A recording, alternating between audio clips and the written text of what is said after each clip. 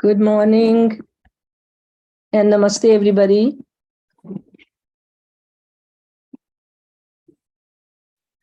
I'm very delighted to have a special guest today. This morning, we have Eleonora Beier, a postdoc student at UC Davis, and she's going to talk about her research that she conducted for her PhD a few years ago. And a part of that research study was Hindustani music. And that's how I got involved in this project, and I did whatever help I could provide. So let me tell you a little bit about Eleonora Beier, or Nora. She is a postdoctoral scholar at University of Davis Center for Mind and Brain. She conducts experimental research in psychology and cognitive, let me go to my notes here on my computer. She conducts experimental research in psychology and cognitive neuroscience, exploring the ways humans understand language and enjoy music. In her current research, she uses electroencephalography, EEG, to study how our brains predict when we should pay attention as someone is talking and when we can mind wander. So this session is going to be really exciting. Let's find out all about her research. And let me change the view so we can see our guest. Welcome, Nora. It's so nice. Thanks so much for having me. Sure, it's a delight. We haven't seen each other for a few years. Has it been 5 years? Yeah, it's been surprisingly really long, but it feels like it wasn't that long ago. Right. And you published your PhD thesis in 2020. Am I right? Yeah, it actually wasn't my thesis yet. It was just a first project that I did during my PhD. Okay. So yeah, that was published in 2020, and that's the study that we'll mostly talk about because it's the one about music. Okay, wonderful. Yes, it was, I think we met a couple of times, and it was really nice to get to know you a little bit and to get to know your work.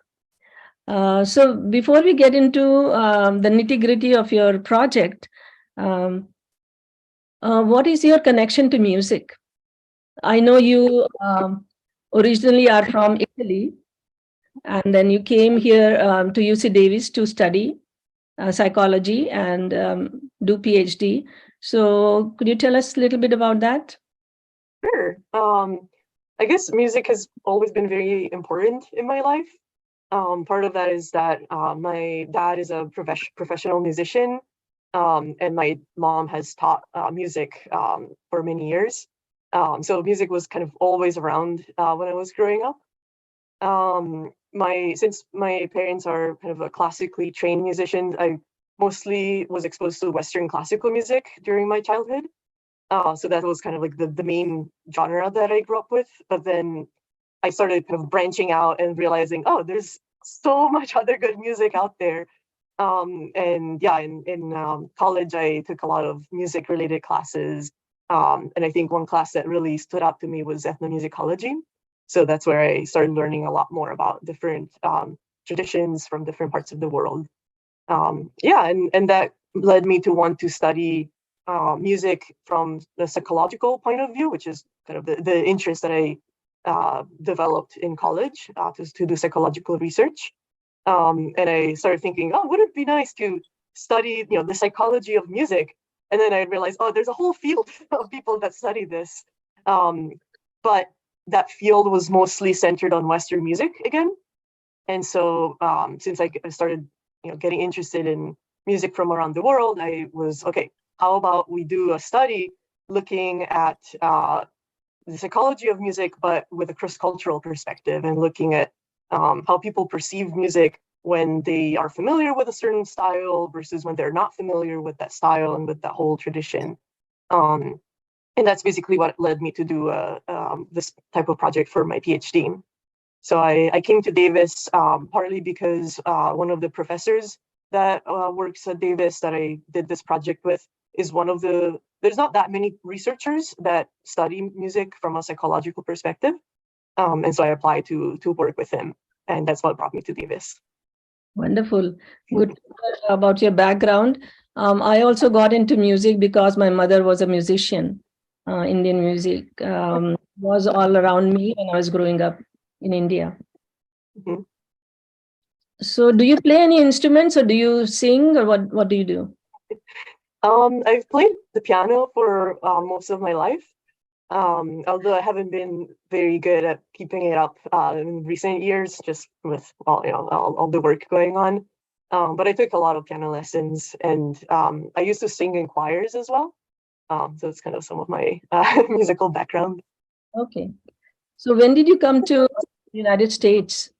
I came for college. I went to college in New York State. Yeah, so I guess it was in 2012. Yeah, as soon as I finished high school. Okay. So you already mentioned, what made you come to UC Davis. So what prompted you to choose this topic of chills brought about by different types of music? How cultural music affects different ethnicities. You touched a little bit upon that. What could Sure. you? Mm-hmm. Yeah. So what I was really interested in was basically how our musical background, like what we've experienced, the music that we grew up, how that influences our emotional responses to music. And like I mentioned before, most of the research in this field, at least when I started this, now it's actually a little bit better, but when I had started this, it was very Western centric. So people were studying how music leads to people to have these very strong emotions, but mostly looking at it with Western music. And so I wanted to see, in my personal experience, and also just from talking to other people, it seemed that it's true that maybe being really familiar with a certain musical style definitely influences how you perceive it and what kind of emotions you get from it.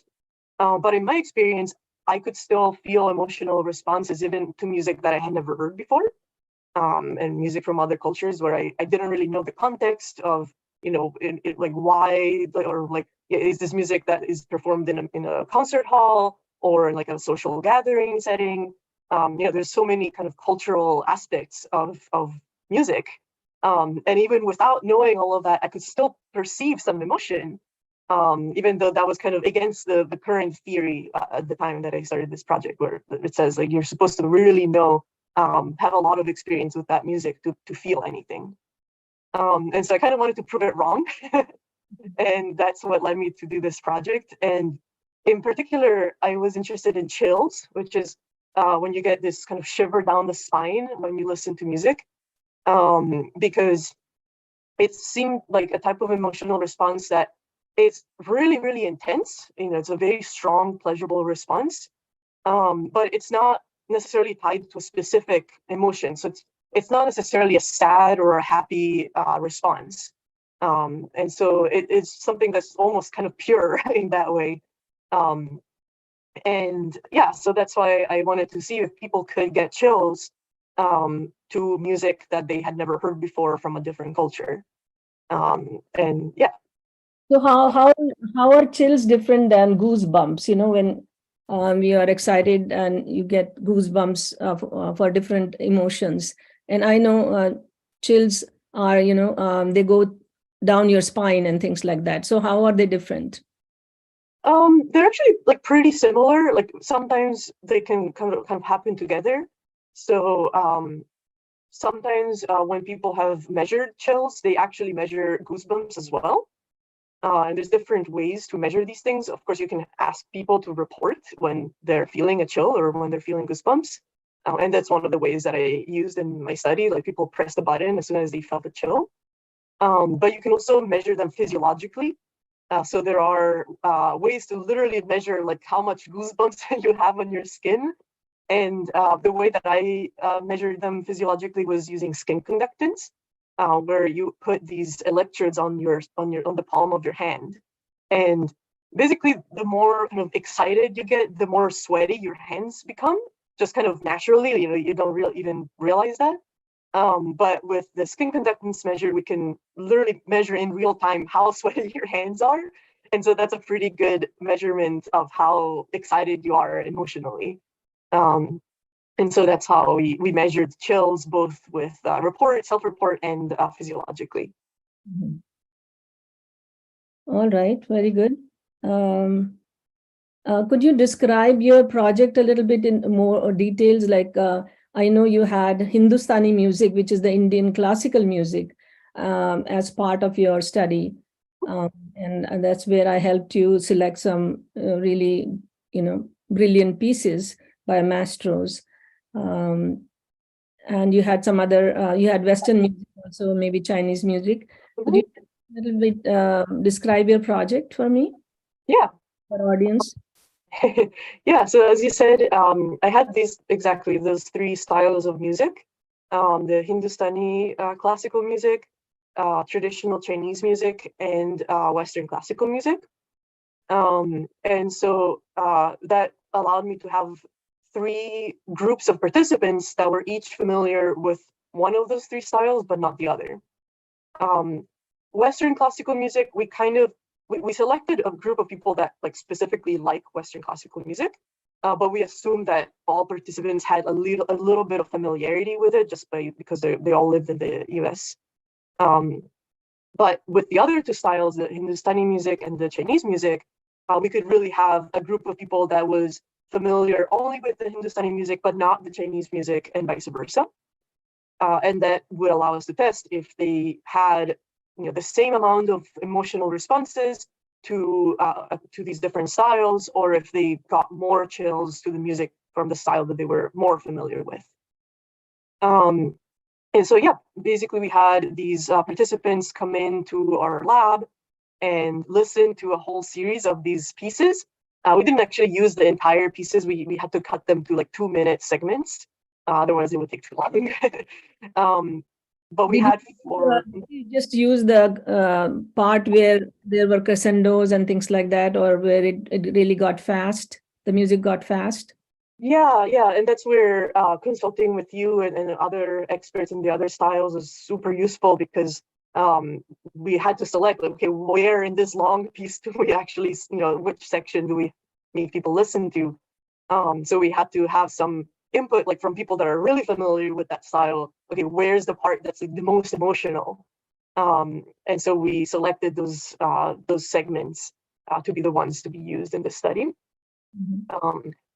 Yeah, and an additional thing that is actually really important into it was we needed to have a control condition, meaning we needed to have parts of the experiment where we expected people to not get chills, or to have very, very few chills, to have a comparison. And so we also used scrambled versions of those same pieces. So imagine taking the piece, and then you cut it in tiny little segments, and you move them all around, scrambling them. And so the result is something that sounds pretty horrible.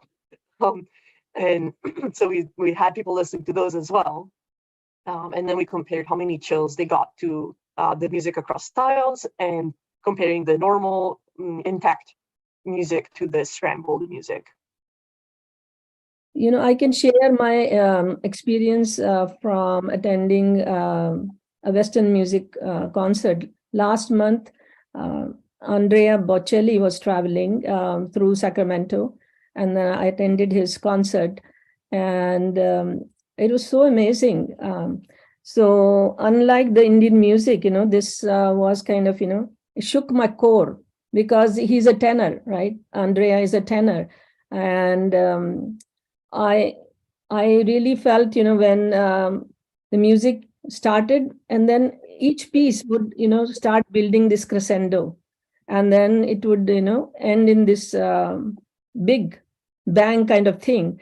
And it was just touching my heart and kind of piercing my heart in a good way. um, and he was conveying a wide spectrum of emotions, from joy and excitement to sorrow and longing also, I felt Mm. at certain points. And I was just left the concert in such an awe, feelings of awe, beauty, and so many transcendent emotions were there. um, Really, really great. Uh, he's a very charismatic artist also. Yeah. Did you feel like you had any chills during the performance? Exactly right. Yes. Yes. And that was my first time. I think I attended a Western classical concert. Mm. We did some popular pieces mm, during his concert, but mostly it was classical music. And I usually go for Indian music, listening to Indian music most of the times when there are concerts, because I'm an Indian musician. But it was really, really nice to break the mold and do something different and hear this wonderful, great artist. Yeah, sometimes I wish people did that more often, actually.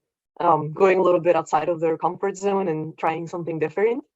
So I like other world music. Like I really love Latin music, African music. So I listen to it on YouTube from time to time. But attending a concert in person is a different experience. It's a very elevating experience. yeah. So I think you touched a little bit about the results of your study. Can you elaborate that a bit more? Yes.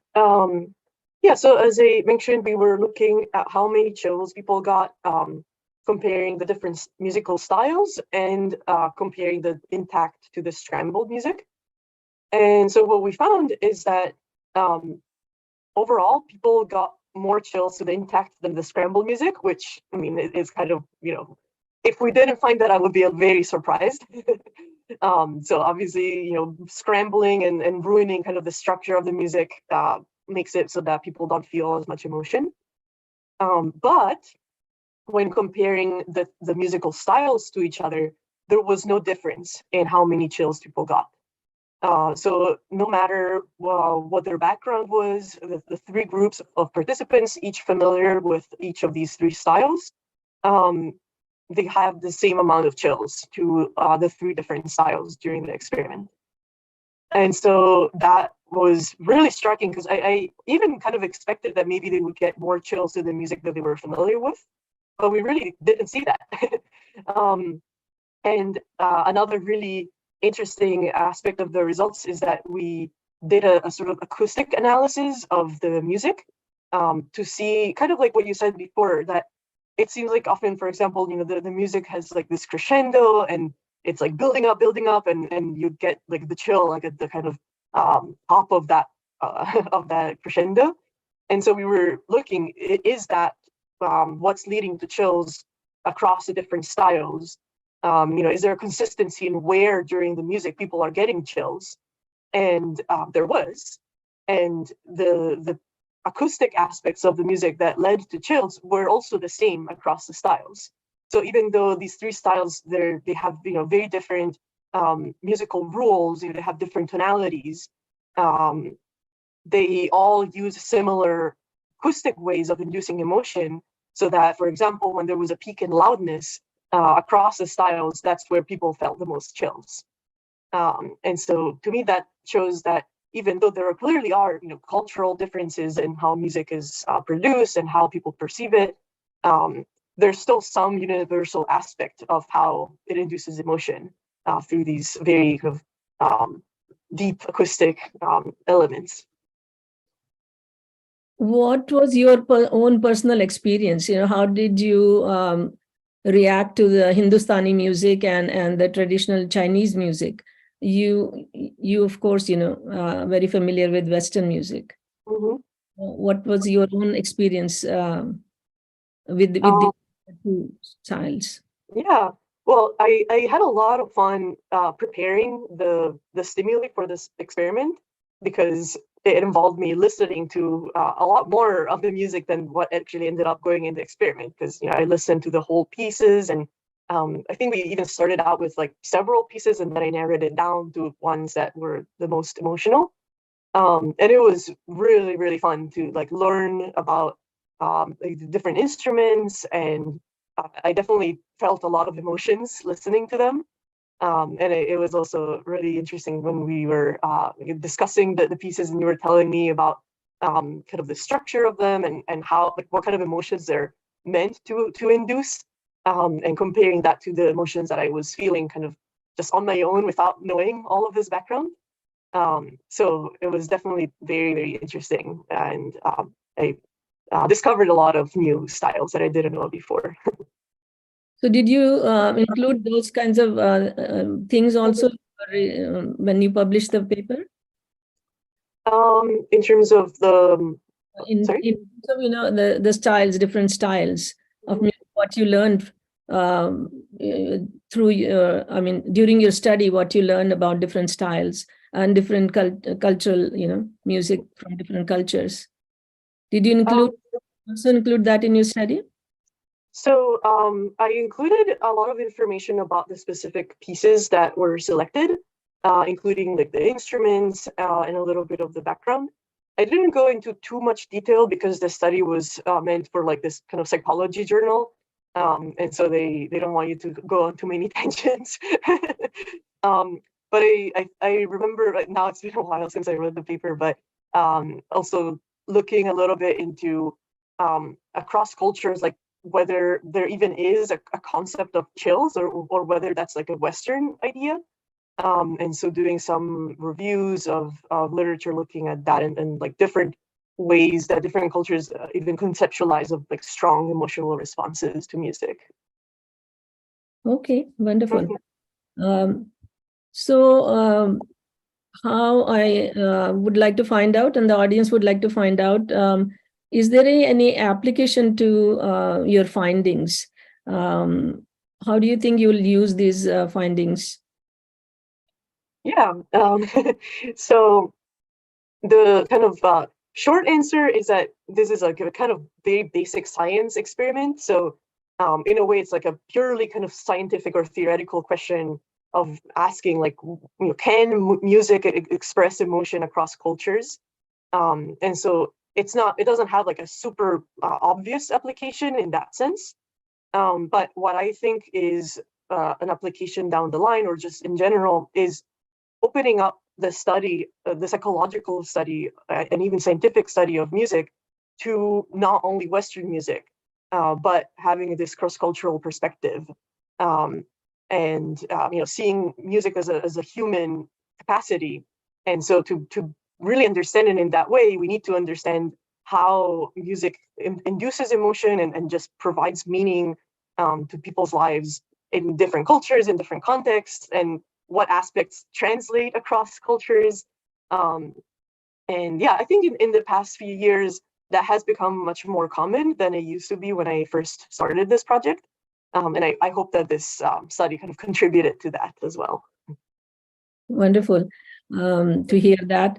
I think because of the pandemic, also the world became smaller, right? When everything was, being relayed online, I think a lot of people have had a lot of exposure to, lots of different things, because we were all in the same boat. And so many concerts were happening online, which were absolutely free. I think people were more exposed, I think, to different cultures and different styles of music. Mhm. So the last question I have for you is, what are you doing currently? And you are a postdoctoral student at UC Davis, Mhm. the Department of Brain and Mind and Brain. Mhm. So tell us a little bit about that. Yeah. So yeah, I finished my PhD last year, and started doing this postdoc, which I'm going to be doing for the next couple of years still. And um, basically, during my PhD, I was doing this research on music, but I also started researching language. And part of that is that there's a lot of connections between music and language. one of the things that I'm very interested in, and one of the things that I'm starting to look into right now, are the similarities in the rhythm of music and language. So, for example, also to bring in cross-cultural studies, it is not exactly what I'm doing right now, but one of the things that informs my research, it's been shown that the rhythms that are common in musical styles around the world often reflect the rhythms of the language that's spoken there. So yeah, different languages have kind of different types of rhythms. And so I'm interested in looking how these rhythms in the language are important for us to understand spoken language. So as we're listening to someone speak, how we use these rhythms to be able to predict when we should pay attention, for example. And so I'm studying that using EEG, which is where we record brainwaves. And it turns out that our brainwaves synchronize or appear to synchronize with these rhythms, both in music and in language. And so one of the things that I'm interested in studying further is also looking at whether it's really through the same types of neural and cognitive mechanisms that we synchronize to the beats of music and language, or if those are different but related processes. So yeah, those are some of the things that I'm currently studying. Wow. I know that the rhythm is a part of our lives, because our heartbeat, our heart beats all the time. And so the rhythm is there in our bodies. It's inherent in us. And also I feel that, the music is so powerful. As you mentioned, how language and music are connected. I think before a child starts speaking, he starts singing, Yeah. or whatever, some sounds that a baby produces. And personally, I feel that music is a medium to connect to the high, because it just transports you to another world, which is not this physical plane. Mhm. In many, Yeah. many ways, music is extremely powerful and very healing. Mhm. Yeah, that's one of the things that's interesting about the differences between music and language, that sometimes language is almost too concrete. I mean, maybe poetry is a little bit more abstract, but you need to have a very specific meaning when you come up with a sentence. But with music, it is a lot more up to interpretation, and it can bring you to a whole other world and make you experience things without knowing exactly what you're experiencing. Um, so I find it really interesting that there are definitely similarities, but at the same time, there are like very strong differences as well. That's right. I was just wondering, do you do any performances? Do you go out and do public performances, or you just practice at your own home? No, I used to do like recitals when I used to take classes, but I haven't done that more recently. So I try to bring it forward and do it at home, but sometimes it's hard to to do that. When you go back home to Italy, are you planning to do anything with, particularly with music? I'm not sure. I'm actually leaving for Italy as soon as we finish this conversation, which is kind of funny. Um, but I'll mostly be traveling, so I don't know if I'll. That's the only bad thing of playing the piano is that you can't bring your instrument with you. That's true. So yeah. Yes. Yes, it's yeah. Okay, so I'm so glad we had a chance to talk today and get to know about your research and connect to music. We had celebrated World Music Day on June 21st, but for some reason, I couldn't put this session together. But I'm so glad that we could meet today. And my best wishes are with you, Nora. And let's keep in touch. And maybe we could do something together, like a performance or something. I could invite you, and you could showcase your talent. I would love that. Thanks so much. It was so nice to see you again after all these years.